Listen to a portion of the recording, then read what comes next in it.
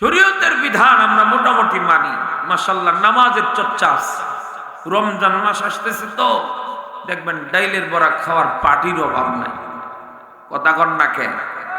রোজা না রাখলেও দেখবেন আগে সিরিয়াল যায় বুট মুড়ি আমার লিগে থুস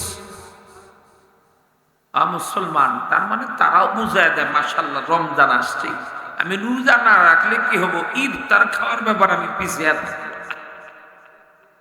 মুসলমান, তার মানে রোজার বিধানও মোটামুটি আমাদের দেশে বাস্তবায়ন। হজের মৌসুম আসলে এয়ারপোর্টে গেলে দেখা যায় হাজিদের কি পরিমাণ ভিড়। মুসলমান, সব বিধান মোটামুটি আছে, কিন্তু আমি যদি জিজ্ঞেস করি আপনার বাড়িতে পর্দা আছে তো হুজুর কোন কি ময়মনসিংহ গিয়া সর্বোচ্চ দামি কাপড় আইনা জানালার দরজার পর্দা লাগাইছি নাই, মানে এই জানালার দরজায় কাপড়ের পর্দা ঝুলাই রাখলে কি শরীয়তের পর্দা হবে? কথা কয় না, এটা শরীয়তের পর্দা। আল্লাহর নবী বলেন আল জান্নাতু তাহতা আকদামিল উম্মাহাত। এ নারী জাতি, তোমার মা আর মায়ের পায়ের নিচেই তোমার জান্নাত। তুমি জান্নাত তালাশ করবা তোমার মায়ের বেপরদায় রাস্তায় ছাইড়া দিয়া। তোমার মাই তো একজন জাহান্নামী হয়ে আছে, জাহান্নামের মাঝে তুমি জান্নাত কই খুঁজবা? রাতের অন্ধকারে যদি সূর্যের কেউ চাহিদা রাখে, বা রাতের অন্ধকারে কেউ যদি মনে করে সূর্য উঠে নাকে, এটা যেমন অবাস্তব, বেপরদায় নারীদেরকে চালায় দিয়া জান্নাতের আশা করা পুরুষদেরও এমন অবাস্তব। কারণ আর রিজালু কাওয়ামুনা আলান নিসা, পুরুষরা হলো নারীদের লিডার। কোন নারী যদি জাহান্নামে যায়, বোন জাহান্নামে চলে গেছে, মা জাহান্নামের টিকিট পেয়ে গেছে, স্ত্রী জাহান্নামের টিকিট পেয়ে গেছে, আপনার মেয়ে জাহান্নামের টিকিট পেয়ে গেছে, আল্লাহর আদালতে আপনারও ঠেকায় দিবে। আল্লাহরে ডাক দেখে, বাবু আমাকে যদি জাহান্নামে যেতেই হয়, আমার বাপ রেও দাও, আমার ভাইরেও দাও, আমার স্বামীরেও দাও, আমার সন্তানদের সহ এদেরকে নিয়ে তারপর আমি জাহান্নামে। এজন্য বাদান, আপনি যদি মনে করেন ওরটা ওর আমারটা আমার, এটা বলে পার পাওয়া যাবে? কথা কয় না, পার পাওয়া যাবে? এজন্য নারীদেরকে শরীয়তের গণ্ডির মধ্যে রাখার পরিবেশ করে দেওয়া আপনাদের জিম্মাদারি। যদি করে দেন নাজাত পাবেন, না যদি করে দেন এটার জবাবদিহি আল্লাহর আদালতে আপনাকেই করতে হবে। এজন্য বায়ু পুষ্ট বুঝুন, কথা আমার সংক্ষেপ। নারীদের জান্নাতে যাওয়া অতি সহজ। আল্লাহর নবী বলছেন আল মারআতু ইদা সাল্লাত খামসাহা ওয়া সামাত শাহরাহা ওয়া আতাআত বালাহা ওয়া আহসানাত ফারজাহা। এই নারীরা যদি চার কর্মসূচি মেনে চলে, কয়টা? 4টা কর্মসূচি মেনে চলে, 4টা কাজ যদি করে, তার জন্য জান্নাত। আল্লাহ তাআলা বলেন, আল্লাহর নবী বলেন ফালতাদখুল মিন আইয়ি আবওয়াবিল জান্নাতি শাআত। ওই নারীর জন্য জান্নাতের 8টি দরজায় বরাদ্দ হয়ে যাবে। সে যেই কোন দরজা দিয়ে ইচ্ছা আল্লাহর জান্নাতে প্রবেশ করবে। জোরে কোন সুবহানাল্লাহ। ওই 4 গুণ কি? 1 নাম্বার হলো 5 ওয়াক্ত নামাজ যথাযথ আদায় করা, 2 নম্বর হলো রমজানের রোজা রাখা, 3 নম্বর হলো স্বামীর আনুগত্য করা, 4 নম্বর হলো সতীত্বের হেফাজত করতে হবে, পর্দা নিষিদ্ধ। কিন্তু নারীদের জন্য জান্নাতে যাওয়া এত সহজ হওয়ার পরেও নবী যখন মেরাজ থেকে ফিরে এসলেন শুধুমাত্র কান্নাকাটি করেন। ওনার মেয়ে ফাতেমা রাদিয়াল্লাহু আনহা জিজ্ঞেস করেন, আব্বা আপনি কান্দেন কেন? উনি বলেন, মারে আমি যখন জাহান্নামের পাড়ে গেলাম, অথবা আমার জাহান্নামের দৃশ্যগুলি যখন আমার সম্মুখে তুলে ধরা হলো, আমি তাকায় দেখি অধিকাংশ জাহান্নামী হইল নারী। খেয়াল করে দেখেছেন, জান্নাতে যাওয়া নারীদের জন্য অতি সহজ, অথচ তারপরও নারীরা জাহান্নামে না গিয়া অধিকাংশই যাবে কোথায়? জাহান্নামে। আমার ভাইজানেরা, বাবাজিরা, ফাতেমা রাদিয়াল্লাহু তাআলা আনহা আল্লাহ নবীকে জিজ্ঞাসা করলেন, আব্বা গো, নারীদের জান্নাতে যাওয়া এত সহজ, তবুও নারীরা জাহান্নামী হবে কেন? আল্লাহর নবী ডাক দিয়া বলে, মারে,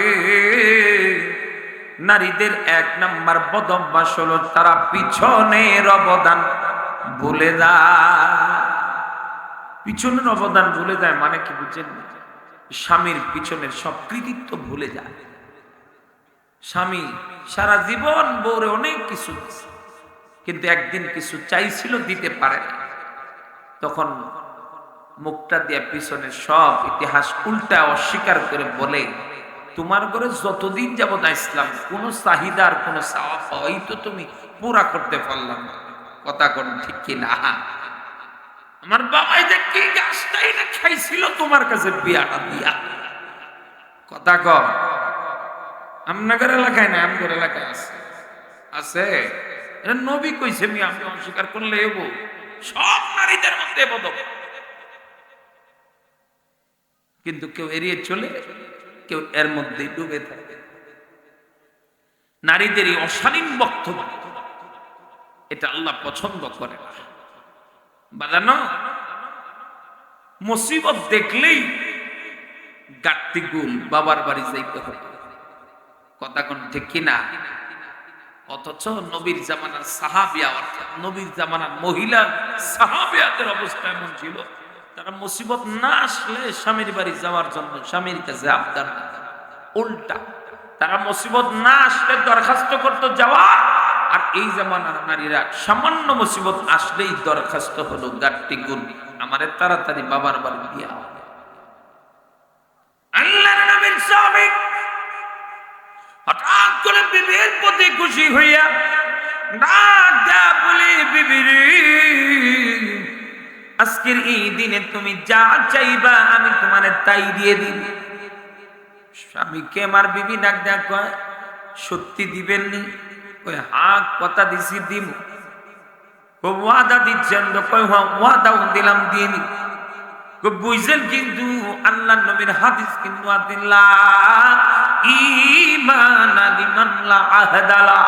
যার প্রতিশ্রুতি ঠিক নাই তার কিন্তু ইমানও ঠিক নাই। বুঝা দিছেন তো? কয় হ্যাঁ, কথা দিছি, তুমি যা চাইবা আজকে দিয়ে দেব। মুসলমান বিবি আবার ডাক দেয়া, স্বামী রে, তাহলে তোমার কাছে আমি তালাক চাই, আমারে তালাক দিয়ে দাও, একটা মুহূর্ত আর তোমার সাথে আমি থাকতে রাজি না। স্বামী ডাক দেখা, আমি তো তোমার কাছে এমন কিছু আশা করি, তুমি আমার বন্ধনটা ছিন্ন না করি, আমার কাছে থেকেই তুমি এমন কিছু চাইবা যেটা আমার সামর্থ্যের মধ্যে আছে, আর সেটা তোমাকে দিয়ে দিবে। কিন্তু তুমি আমার বন্ধনই ছিন্ন করতে চাও, এটা তো আমি চাই না। এখন কিন্তু আলাপ চলবে না, আপনি কিন্তু ওয়াদা দিচ্ছে, ওয়াদা যদি পুরা না করেন ইমান কিন্তু যাইব না। সাহাবী কয়, আমার ইমানও দরকার, আমার বিবিরও দরকার। সমাধান কোথায় পাবে? স্বামী স্ত্রী দুজন মিলে আল্লাহর নবীর দরবারের দিকে রওনা হয়ে গেছে। সুবহানাল্লাহ বলবেন না? আল্লাহর নবীর সাহাবী দিলে বড় ব্যথা, আহারে আমার বিবি আমার বন্ধনটা ছিন্ন কেন করতে চায়, বারবার বুঝায়, কোন ক্রমে যেন মানে না। বেদানো লম্বা রাস্তা পাড়ি দিয়া নবীর দরবারে যখন রওনা হয়ে গেছি, মুসলমান মরুভূমির ভিতরে নিয়া আনমনে হাঁটতেছে, হঠাৎ করে পাটা এমন সেমন হয়ে পইরা তার এক পাথরের সাথে পাটা আঘাত লেগে মুসলমান রক্তি যখন জমিন লাল হয়ে যায়, বিবে মারা হাতটা বাড়াইয়া মুচকি একটা হাসি দিয়ে স্বামীর ডাক দেয়া কয়, স্বামী উঠি চলেন না বাড়ি চইরা যায়, নবীর দরবারে যাওয়ার প্রয়োজন নাই। স্বামী ডাক দেয়া কয়, তুমি নবীর কাছে বুঝি সমাধানের আশা রাখো না? কই সমাধান আমি পেয়ে গেছি। কই কি সমাধান পাইলা? কয় আমার আল্লাহ রাব্বুল আলামিন আমারে বুঝা দেয়, বান্দিরে আরে এই ঘর ছাইরা যাস না, এই ঘরটার ভিতরে থাকার বিধান আমি আল্লাহ তাআলা তোরে আবার দিয়ে দিলাম। জোরে কোন সুবহানাল্লাহ। মানে আমি যে তোমার কাছে আবদার করছিলাম, আল্লাহ নবীর হাদিস হলো, যার ঘরে রূপ নাই, বিমান নাই, মুসিবত নাই, যার ঘরে অভাব নাই, অনটন নাই, ওই ঘরটা তো হলো রহমত শূন্য, বরকত শূন্য। স্বামীরে, যতদিন যাবত আপনার ঘরে এসেছি আমি কোনোদিন অভাব অনটন কি দিনই দেখলাম না। আমার কোনো মুসিবত আসলো না, রোগ বিমার তেমন আসলো না, তার মানে আমার ঘরটা কি রহমত শূন্য নাকি? যদি এমন হয় তাহলে আপনার ঘরে আমি থাকতে একটা মুহূর্তও রাজি না। কিন্তু আল্লাহ তাআলা এটা সমাধান দেওয়ার জন্য আপনার পা থেকে নগদ রক্ত ঝরায়া, নগদ মুসিবত দিয়া আল্লাহ প্রমাণ করে দেখা দিছে, এই বান্দি যাইস না, তোর ওই স্বামীর ঘর বরকত শূন্য না। জোরে কন্যা সুবহানাল্লাহ। তার মানে ওই জামানার মানুষ মুসিবত দেখলে তারা সবুর করতেন, ধৈর্য ধারণ করতেন, অথবা মুসিবত দেখলে স্বামীর ঘর ছাইরা যাওয়ার জন্য আবদার জানাইতেন, আর এই মুসিবত না দেখলে ছাইরা যাওয়ার জন্য আবদার জানাইতেন। আর এই জামানার মানুষ হালকা একটু মুসিবত আসলেই বিচলিত হয়ে পড়ে। কথা কোন ঠিক কিনা? যদি সবুর করতে পারে, ধৈর্য ধারণ করতে পারে, লাভ কি হবে? ছোট্ট একটু উদাহরণ দিলে বুঝতে পারবে। আল্লাহর নবী, বিশ্ব নবী, মেয়ের নবী, উনি যখন দ্বীনের দাওয়াত দেওয়া শুরু করে দিলেন, নবীর দাওয়াত পেয়ে নবীজির চাচাতো ভাই জাফর রাদিয়াল্লাহু তাআলা ইসলাম ধর্ম গ্রহণ করলেন। বাজানো উনার দেখা দেখি উনার বিবি আসমা বিনতে উমাইর, ধনীর ঘরের দুলালী, সেও যখন কালেমা পড়ল, মুসলমান হইল। ও মুসলমান, এক পর্যায়ে দেখা গেল নবী ডাক ডাক কয়, জাফর রে, মক্কার অবস্থা বেশি ভালো না, স্বামী স্ত্রী দুজন মিলে আবিসিনিয়ায় চলে দাও। মুসলমান তারা আবিসিনিয়ায় চলে গেছেন। অপরদিকে আল্লাহ রাব্বুল আলামিন নবীজিকেও জ্বালা দেয়, নবী গো আপনি মদিনা চইলা যান। নবীজি হিজরতের জন্য রওনা হয়ে গেছে। ও মুসলমান, লম্বা রাস্তা পাড়ি দেওয়ার পর আবু বকর সিদ্দিক রাদিয়াল্লাহু তাআলা আনহুকে ডাক দেয়া বলেন, আবু বকর রে, মদিনা আর কত দূর, শুইতে পারি না রে আবু বকর, আর যেন শুইতে পারি না।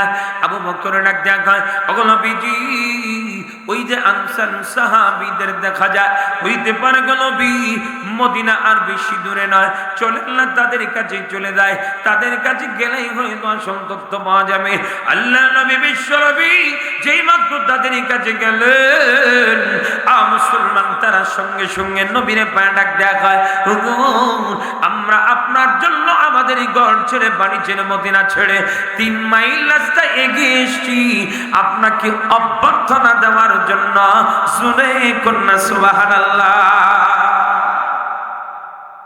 হুজুর, আমরা আপনার জন্য গরম দুধ নিয়ে এসেছিলাম, আপনাকে পান করাবো বলে অপেক্ষার প্রহর গুনতে গুনতে দুধ এখন মাটা হয়ে গেছে। নবীজি, আমরা আপনার জন্য মিষ্টি শরবতের ব্যবস্থা করে নিয়ে এসেছিলাম, আপনাকে পান করাবো বলে।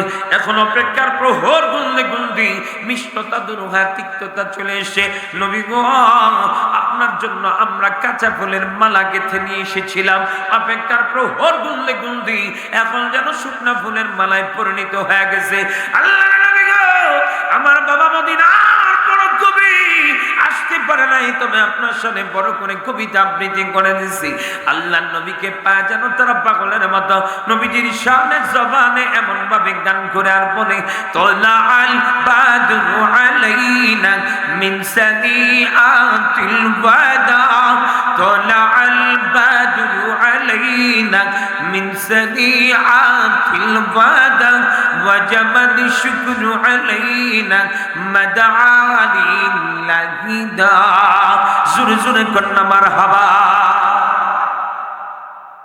আল্লাহর নবী, বিশ্ব নবী, মেয়ের নবী মদিনায় প্রবেশ করলেন, মানুষদেরকে দ্বীনের দাওয়াত দেন। মদিনার মানুষগুলি যেন তার সানন্দে গ্রহণ করে নেয়, ইসলামের দাওয়াত দেয়। বিজয়ের মালা পড়ে পড়ে যখন মদিনার দিকে ফিরে, নবীজি ইতিমধ্যে ঘোষণা দিয়ে দিচ্ছেন, কে কোথায় আছো রে, মদিনায় প্রত্যাবর্তন করো। মুসলমান, ওই যে নবীর চাচাতো ভাই জাফর রাদিয়াল্লাহু আনহু, ইতিমধ্যে তিনি 2 ছেলে সন্তানের বাবা হয়ে গেছেন। বাদামা একদিন নবী জিহাদ থেকে ফিরেছেন, বিজয় আর উল্লাসে যেন মাথোয়ারা। ইতিমধ্যে নবী টাকা দিকে কে যেন রে বিবিনের সাথে না দুইটা বাচ্চা নিয়া মদিনার দিকে ঢুকতে চায়, দূর থেকে চিনতে পারে নাই। হঠাৎ করে নবী আমার কাছের থেকে চিনে আর এমন ভাবে লাফ দিয়ে দাঁড়াইয়া হাত দুইটা বাড়ায় দেয়া ডাক দিয়া বলে, আইরে ভাইয়া আয় জাফর আয়, আমার বুকে আয়। নবীজি জাফর রাদিয়াল্লাহু আনহু অর্থাৎ নবীজির চাচাতো ভাইকে বুকের সাথে চেপে ধরলেন, ছোট ছোট বাচ্চাদেরকে কোলে নিয়ে আদর করলেন, চুমা দিলেন, বাদানো আর সাহাবীদেরকে ডাক দিয়ে বললেন, সাহাবীরা রে আমি নবী এখন কিংকর্তব্য বিমূঢ় হয়ে পড়েছি। আমি আমার চাচাতো ভাই বেশি খুশি না ইসলামের বিজয়ে বেশি খুশি? এই সাহাবীরা বিজয় তো কম না, অপরদিকে মনে হয় আমার চাচাতো ভাইয়ের আগমন তো কম না। আমার যখন আমি মনে করি আমার চাচাতো ভাইয়ের আগমন কম না, অপরদিকে ইসলামের বিজয় আমার কাছে বড় মনে হয়। মুসলমান এক কথা, নবীজি তাদের জন্য থাকার সুন্দর ব্যবস্থা করে দিলেন। কোনদিন সুখের দেখা পায় নাই, বাদানা মদিনায় সে সামান্য সুখের দেখা পাওয়া শুরু করে দিছে। এক বছর হতে না হতেই আল্লাহ নবী মুতার যুদ্ধের দামামা যেন বাজিয়ে দিলেন। বাদানো আল্লাহ নবী দ্বিতীয় নম্বর সেনাপতি বানিয়ে দিলেন জাফর তৈয়ারকে। এই যুদ্ধের সেনাপতি তো একজনই হয়, তিনজন কেন রে? তার মানে জাফর বুঝতে পেরেছেন প্রথম সেনাপতি শাহাদত বরণ করবে, আমিও শাহাদত বরণ করব। এই যুদ্ধ আমার জীবনের শেষ যুদ্ধ। বাড়ি চলে গেছে আর বিবিরে ডাক দেয়া বলে, প্রাণের বিবিরে হয়তো দেখার হবে না, জান্নাতের গেটের মধ্যে দেখা হবে। আল্লাহর নবীর ঘোষণা মোতাবেক তুমিও যদি জান্নাতের আমল করে যাইতে পারো, স্বামী স্ত্রী দুজন মিলে আঙ্গুল ধরে ধরে আল্লাহর জান্নাতে প্রবেশ করব। এই বিবি সেই বিদায় দাও না, আমি আল্লাহ রাখি যাব, জীবনটা বিলিয়ে দিব। সন্তানগুলাকে শেষবারের মতো কোলে নিয়ে বাবা চুমা দিলেন, বুকের সাথে চেপে ধরলেন। মনটা চায় না শেষবারের মতো নজরটা দিয়ে দেখা সন্তানগুলোকে রাইখা উনি যেই মাত্র যুদ্ধের ময়দানে চলে গেলেন। আমার ময়দানেরা প্রথম সেনাপতি শাহাদাত বরণ করলেন, পতাকা জমিনে নামতে দিলেন না। সঙ্গে সঙ্গে জাফর রাদিয়াল্লাহু তাআলা পতাকা উঁচু করে ধরে ফেললেন। বেঈমানদের টার্গেট চলে আসলো, জাফরের ডান হাতটার দিকে ডান হাতটা কেটে ফেলে দিল। উনি তারপর পতাকা জমিনে নামতে দিলেন না, পতাকা বাম হাত দিয়ে উঁচু করে ধরে ফেললেন। বেঈমানদের টার্গেট চলে আসলো বাম হাতটার দিকে, বাম হাতটাও কেটে ফেলে দিল, পতাকা জমিনে নামতে দিলেন না। মুসলমান সঙ্গে সঙ্গে দাঁত দিয়া কামড় দিয়া পতাকা উঁচু করে ধরে ফেললেন। বেঈমানদের টার্গেট চলে আসলো, যে করে হোক রে পতাকা জমিনে নামাইতেই হবে। মুসলমানদের কোনো ক্রমেই বিজয়ে নামা যাবে না। ততক্ষণ পর্যন্ত পতাকা ছাড়ে নাই যতক্ষণ পর্যন্ত তৃতীয় নম্বরের সেনাপতি পতাকা উঁচু করে না ধরেছেন। জোরে জোরে কন্যা সুবহানাল্লাহ। উনি শহীদ হয়ে গেছেন। নবীর কাছে ইতিমধ্যে জিবরিল আমিন এসে সংবাদ জানায় দিচ্ছে, নবী গো আপনার চাচাতো ভাই জাফর দুটি হাত আল্লাহ রাহে বিলিয়ে দিয়েছে। আল্লাহ খুশি হয়ে আপনার এই ভাইয়ের দুই হাতের বিনিময়ে আল্লাহ দুটি ডানার ব্যবস্থা করে দিয়েছেন। সুবহানাল্লাহ বলবেন না? আপনার ভাই ডানা দিয়ে উড়ে উড়ে জান্নাত বিচরণ করবে। এ কথার মাধ্যমে যেন নবী বুঝিয়ে দিলেন আপনার ভাই জান্নাতি। আপনার ভাই আল্লাহর রাহে জীবন দেওয়ার কারণে সে জান্নাতের সার্টিফিকেট পেয়ে গেছে। জোরে কন্যা সুবহানাল্লাহ। একদিক থেকে নবীর দিলের মধ্যে বড় প্রশান্তি। কোন সমস্যা আপনাদের? নবীর দিলের মধ্যে একদিক থেকে প্রশান্তি, অপর দিকে আরেক দিকে ভয়। কি ভয়? আহারে তার ছোট ছোট দুইটা বাচ্চা বিবি রেখে যে উনি জিহাদে গিয়ে মারা গেল, শহীদ হইল, এই মুহূর্তে আমি তার বিবিরে কি জবাবটা দেব? তার বিবি তো ধনির ঘরের দুলালি, জিন্দেগিতে স্বামীর ঘরে আসার পর সুখ দেখা পায় না, সামান্য একটু সুখের দেখা পাওয়া শুরু করছে। আর এর মধ্যেই স্বামীটা আল্লাহ রাহিকে জীবনটা দিয়ে দিচ্ছে। আমি যদি এই মুহূর্তে গিয়ে আমি তার বিবিকে বলি তোমার স্বামী তো শহীদ হয়ে গেছে, না জানি আমি নবীর ব্যাপারে কত অভিযোগ তার উঠাবো, না জানি কতটা বিলাপ করবে, কান্নাকাটি করবে, আর আমি নবীকে দোষারোপ করব। নবী এই ভাবনার মধ্য দিয়ে মনে মনে ভয় রেখে চোখের পানি ছেড়ে দিয়ে জাফরের বাড়ি গিয়ে বাহির থেকে নক করলেন।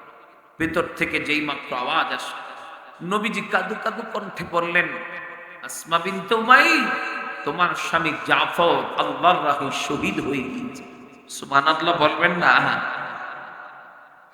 এই জামানার মহিলারা হইলেও তো এমন মুসিবতে কি বলতো, যে লোকটারে নিয়ে যায়া কথার কথা আল্লাহর রাহে গিয়ে শহীদই হয়েছে, যে নিয়ে গেছে তারে গাইলেইতে বাবা ছাড়ত। কথা কন ঠিক কিনা? কত নমুনার অভিযোগ। কারণ আমাদের দেশের মহিলারা রৌদ্র দেখা ধান নাইরা দিছে, হঠাৎ করে যদি একটু বৃষ্টি আয় পরে আল্লাহরে পর্যন্ত গাইলেইতে ছাড়ে না। খুদার বুঝি চোখ নাই। কথা কন না কেন? অনেক অপেক্ষার প্রহর গুনার পর যদি এক বাচ্চার মা হয়, আল্লাহ তাআলা পরীক্ষা করার জন্য ওই বাচ্চাটাই নিয়ে নেয়। তখন কান্দে আর কয় আল্লাহ বুঝি কান। কত মানুষের কত সন্তান আছে রে, আর আমারটাই নিতে হইল। তার মানে আল্লাহরে পর্যন্ত গাইলাইতে ছাড়ে না। কিন্তু এই যে আসমা বিনতে উমাইস, জাফরের বিবি, উনি কি উত্তর দিয়েছিলেন? নবী বলতেই ভিতর থেকে আওয়াজ আসে, হাসবুনাল্লাহু ওয়া নি'মাল ওয়াকিল।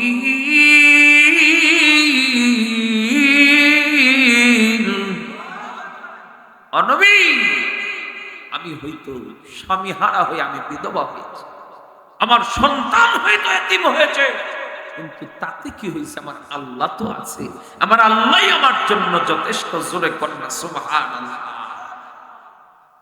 এই যে সবর করেছিলেন, ধৈর্য ধারণ করেছিলেন, আল্লাহর উপর ভরসা করেছিলেন, আল্লাহই তার জন্য যথেষ্ট হয়ে গিয়েছেন। কারণ আমার আল্লাহ তো কোরআনে বলেন, ওমাইয়াতাওয়াক্কাল আলাল্লাহ ফাহুয়া হাসবুহ। যেই মানুষটা একমাত্র শুধুমাত্র কেবলমাত্র আল্লাহর উপর ভরসা করে, আল্লাহই তার জন্য যথেষ্ট হয়ে যায়। জোরে কন্যা সুবহানাল্লাহ। মুসলমান, এই যে আসমা বিনতে উমাইস সবুর আর এমন ভাবে আল্লাহ নবী তামাক্কুন করার কারণে তার মর্যাদা কেমন বেড়ে যায়।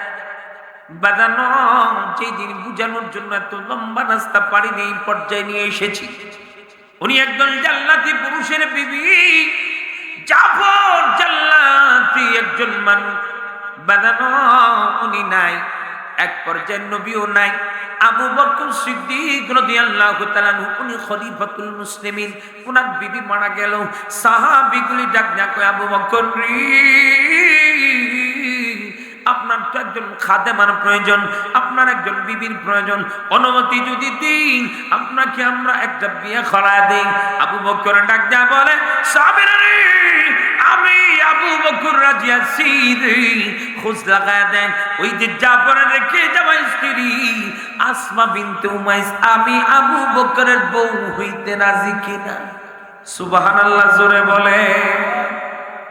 অথচ এ আবু বকর যদি বলতো, এই মদিনার কেউ আসো, আমার বিয়েতে রাজি হইবা, মদিনার সুন্দরী রমণীদের সিরিয়াল লাগিয়ে যাইবে। কথা কর ঠিক কিনা? কারণ এই জামানার নারীরা তো উপরের কেসিং দেখা পাগলা হয়, আর ওই জামানার নারীরা কেসিং দেখা না, ভিতর দেখা পাগলা হইত। কথা কর ঠিক কিনা?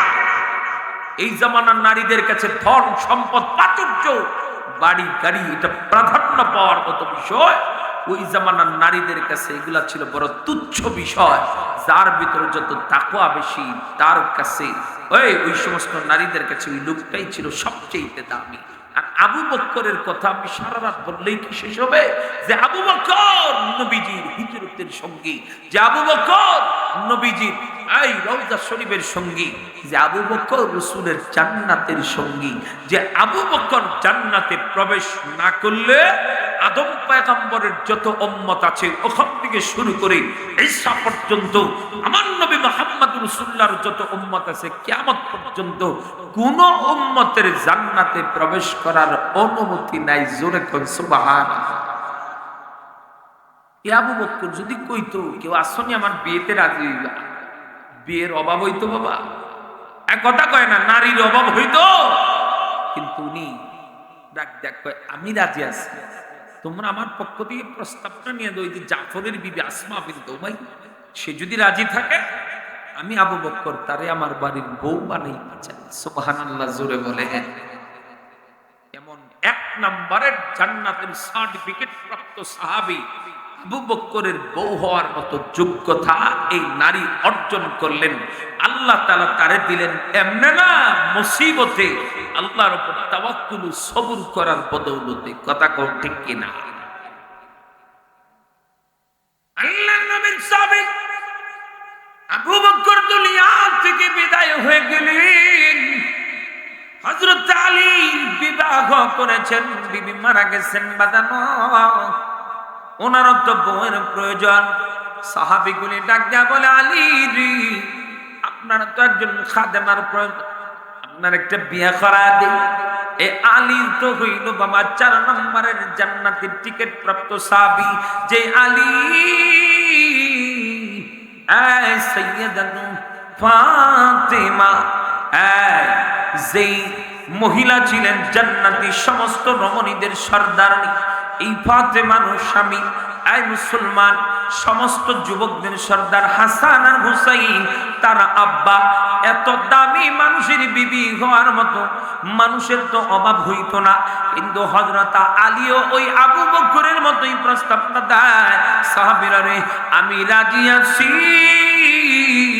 খোঁজ লাগায় দেখো জাফরের রেখে যাওয়া স্ত্রী, আবু বকর মারা গেছেন তার রেখে যাওয়া স্ত্রী আসমা বিনতে উমাইয়া, তার ছোট ছোট বাচ্চা নিয়ে চলা বড় কঠিন হয়। সে যদি রাজি থাকে রে আমি আমার বাড়ির বউ বানাইতে আমি আলী রাজি আছি। জোরে কোন সুবহানাল্লাহ। তার মানে একটা মোটা কথা আপনাদের বলে দেই, সেটা হলো পৃথিবীতে একজন মহিষী নারী ছিল, শুধুমাত্র কেবলমাত্র একমাত্র আসমা বিনতে উমাইয়া, যিনি একাই 3 জন জান্নাতের টিকিট প্রাপ্ত সাহাবীদের বিবি হওয়ার মতো যোগ্যতা তৈরি করেছিলেন, সৌভাগ্য অর্জন করেছিলেন। মুসলমান তিনি জাফর তৈয়ারের বিবি, আবু বকরের বিবি, হযরত আলীর বিবি হওয়ার যোগ্যতা এমনি আল্লাহ তাআলা দেয় নাই। ওই যে মুসিবতে পড়ে স্বামীর ঘর ছেড়ে যাওয়ার সিদ্ধান্ত নেয় নাই, স্বামীর কথা মেনে মুসলমান আল্লাহর উপর তাওয়াক্কুল করার সিদ্ধান্ত বা সবর আর ধৈর্যের পরীক্ষায় যখন উত্তীর্ণ হয়েছে, আল্লাহ খুশি হয়ে তার জন্যই এত বড় মর্যাদা দান করে দিয়েছে। জোরে কন্যা সুবহানাল্লাহ। এজন্য এই জামানার মহিলারাও যদি মুসিবতে পইরা গাছটিটা গুল না করে যদি একটু সবুর করে ধৈর্য ধারণ করে, যে আল্লাহ তাআলা ওই মহিলার মর্যাদা আকাশচুম্বী করে দিয়েছে, ওই আল্লাহ কি এখন নাই? যারা যারা কয় না একবার বুঝি সন্দেহ লাগে, ওই আল্লাহ কি নাই? তা আল্লাহ কি পারে না এই জামানার এই মহিলাদের মর্যাদা আকাশচুম্বী বা সমুন্নত করতে, উঁচা করতে পারে না? কিন্তু সমস্যা হইল মানার অভাব। ছোট্ট আর একটু কথা বলি, আমি আমার কথা রীতি টানবো রে, 12টার উপরে বেজে গেছে বাজানো। নবীর জন্য, ইসলামের জন্য পুরুষরা যেমন জীবন দিয়েছিল রে, আর নারীরাও কিন্তু জীবন দিতে বিন্দু মাত্র দ্বিধাবোধ করে না। যার কারণে শুধু তাই নয়, ইসলামের ইতিহাসে সর্বপ্রথম কোন পুরুষ সর্বপ্রথম জীবন দিয়ে শহীদের মর্যাদা অর্জন করতে পারে নাই। সর্বপ্রথম কিন্তু এই নারীদের মধ্যে সুমাইয়া রাদিয়াল্লাহু আনহা, উনি জীবন দিয়া দেখা দিয়েছেন, এই পৃথিবীর মানুষের রে, জীবন যদি দিতে হয় আল্লাহর জন্য দাও, জীবন দিতে দেরি হয় আল্লাহ জান্নাতটা বরাদ্দ দিতে দেরি করে না। জোরে কোন সুবহানাল্লাহ। সুমাইয়া উনি তো নারী ছিলেন, মহিলা মানুষ, কিন্তু ইসলামের জন্য জীবন দিয়ে প্রমাণ করে দেখিয়ে দিয়েছেন আমরাও পারি। এই জামানার মানুষগুলি যেমন নেতৃত্ব দিয়ে নারীরা দেখা যায় আমরাও পারি, এটা পারা না। এর মধ্যে অনেক দুর্নীতি থাকে, এর মধ্যে অনেক হারাম থাকে, এর মধ্যে অনেক শরীয়তের বিধান লঙ্ঘন করা থাকে, এগুলা কইরা নাজাতের আশাও করা যায় না। আর ওই যে সুমাইয়া রাদিয়াল্লাহু আনহা ইসলামের জন্য জীবন দিয়ে যে দৃষ্টান্ত কায়েম করেছিলেন, এইটা যদি কইরা মহিলারা কয় আমরাও পারি, এটা করলে দুনিয়াতেও কামিয়াবি, মরলেও যাক। কথা কোন ঠিক কিনা? এজন্য ভাইদের আমার, বাবাজিরা আমার, কথা লম্বালয় ছোট্ট আরেকটু উদাহরণ দিয়ে আমি আমার কথা রীতি টানতে চাই। নবী যখন হিজরত করে মদিনায় চলে গেলেন, এই আল্লাহর নবীর কথা মোতাবেক মক্কা থেকে অনেক মানুষগুলি যখন মুহাজির সাহাবীরা নবীর দিকে রওনা হয়ে গেল, এমন একজন নবীর সাহাবী আবু সালামা রাদিয়াল্লাহু তাআলা আনহু, ওনার বিবি উম্মে সালামা, ওনার সন্তান সালামাকে নিয়ে যখন রওনা হয়ে গেল, মুসলমান আবু সালামার শ্বশুর বাড়ির লোক আইসা মেয়েরা আলাদা কইরা ডাক দেখা, এই আবু সালামা রে, তোমার কাছে যখন আমার সন্তানটাকে বিবাহ দিয়েছিলাম, তুমি কিন্তু তখন মুহাম্মদের দলের লোক ছিলে না, এক কথায় মুসলমান ছিলে না। এখন যেহেতু তুমি মুসলমান হয়ে গিয়েছো, মক্কা ছেড়ে, মাতৃভূমি ছেড়ে তুমি মদিনায় যাওয়ার সিদ্ধান্ত নিয়ে নিয়েছো, যাইতে পারো রে, কিন্তু একা যাবা, আমার মেয়েকে তোমার সাথে যাবার অনুমতি আমরা দিতে পারি না। বাদানা আবু সালামার বাবার বাড়ির লোক আইসা সালামাকে আলাদা কইনা ডাক দেয়া বলে, এই সালামা রে, এই সন্তান আমাদের বংশের চেরাগ, এই সন্তানকে তোর সাথে দিতে পারি না। তার মানে তারা বুঝাইতে চায় বিবি রাইখা দিবে, সন্তান রাইখা দিবে, তাদের চাহিদা যেন এমন, বিবি যখন যাবে না, সন্তান যখন যাবে না, আবু সালামাও তখন তারা যাত্রাটাকে বিরতি করে দিবে, ওনার যাওয়াটাও বন্ধ হয়ে যাবে। কিন্তু উনি পিছন দিকে তাকায় আর বলে, এই আমার শ্বশুর বাড়ির লোক, এই আমার বাবার বাড়ির লোক, আমার সন্তান কেন রে, আমার বিবি কেন রে, গোটা পৃথিবীটাই আমার থেকে আলাদা করে দিতে পারো, কিন্তু তথাপিও আমি আল্লাহর নবী পিছন আমি আবু সালামা ছাড়তে রাজি না। জোরে কন্যা সুবহানাল্লাহ। মনে বড় আশা ছিল যাব মদিনা, সালাম আমি করব গে নবীজির যা,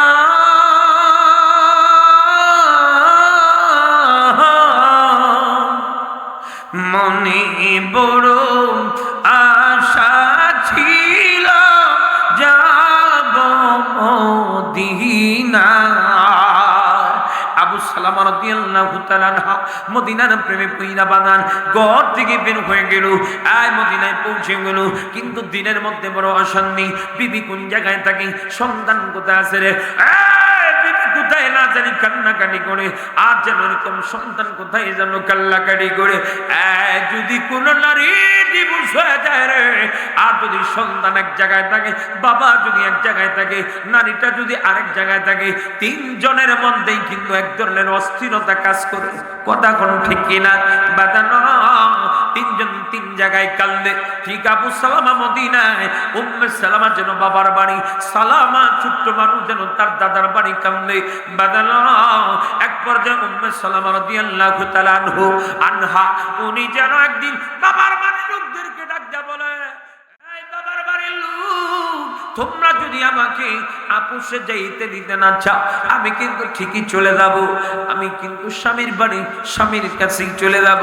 এবার বাবার বাড়ির মানুষ ডাক ডাক করে, রে যাইতে পারো, কিন্তু চিরদিনের জন্য এই দরজা কিন্তু বন্ধ। উনি তখন লাগতে বলে, আমি রাজি। মুসলমান বাবার বাড়ি থেকে বের হইয়া শ্বশুর বাড়ি গিয়া সন্তান সালামাকে নিয়া লম্বা রাস্তা পাড়ি দিয়া মদিনায় পৌঁছেছে। আর রাত হয়ে গেছে, রাতের বেলা স্বামী আবু সালামারে কোথায় পাবে? বাদানো উনি খোঁজাখুঁজি শুরু করলেন, কোথাও যেন পায়রা, সবাই তো ঘুমের মধ্যে বেভোর। বাদান রে এক পর্যায়ে উনি সিদ্ধান্ত নিলেন মসজিদের নববীতে চইলা যায়, ফজরে আযান যখন হয়ে যাবে রে, আর এইভাবে সবাই যখন নামাজ আদায় করার জন্য আসবে, আমার স্বামী আবু সালামা সেও মসজিদের নববীতে আসবে। আর আমি ওই সময় আমার স্বামীর আমি সাক্ষাৎটা পেয়ে যাব। আবু সুলাইমান বিলাল রাদিয়াল্লাহু তাআলা আনহু আযান দিয়ে দিছেন, মুসল্লিদের বাবা গিরিক পড়ে গেছে, সবাই যেন মসজিদে আসা আরম্ভ করে দিছে। মুসল্লিদের ভিড়ে নামাজের আগে যেন উম্মে সালামার স্বামীর খুঁজা পায় নাই। অমুসলমান, এক পর্যায়ে দেখা গেল নামাজের শরীক হয়ে গেল, নামাজটাও শেষ হইল, কে যেন রে ঘোষণা দিয়ে দিল, মুসল্লিরা গো কেউ যাইবা না, নামাজের পরে জানাজা আছে, জানাজা পড়ি নাই কিন্তু তারপর যেতে হবে। আবু সুলাইমান উম্মে সালামা যেই মাত্র জানাজার ঘোষণাটা শুনছে রে, অন্তরের মধ্যে কেমন যেন ভূমিকম্প শুরু হয়ে গেছে, চোখের পানি ছেইরা দিছে, মনে মনে কয় এই মদিনা আসলাম আর সেই কার জানাজা আমি আজকে পড়ে ফেললাম, কার জানি নসিব খারাপ রে, আজকে সে দুনিয়া থেকে এই মুহূর্তে চলে গেল। কে যেন বাবা হারা হয়ে গেল, কে যেন স্বামী হারা হয়ে গেল, কে যেন আত্মীয় সারা হয়ে গেল। আবু সুলাইমান নামাজের পর উম্মে সালামা রাদিয়াল্লাহু তাআলা আনহা পাশের সাহাবীদের জিজ্ঞাসা করে, এই আজকে যে জানাজাটা পড়লাম রে, কার জানাজা আজকে পড়লাম? সাহাবীরা ডাকতে বলে, এই তুমি কে? তোমারে তো চিনি না, তবে আবু সালামা নামের একজন সাহাবী, বিবি রাইখা সন্তান রাইখা ইসলামের জন্য, দ্বীনের জন্য নবীর প্রেমে পইরা মাতৃভূমি মক্কা ছেড়ে সন্তানের মায়া বিবির মায়া ছেড়ে দিয়ে যখন মদিনায় চলে এসেছিল, এক নিম্নেতে একটু রোগনা মানুষ ছিল, ঠিক মতো খায় নাই, দায় নাই, ঠিক মতো ঘুমায় নাই।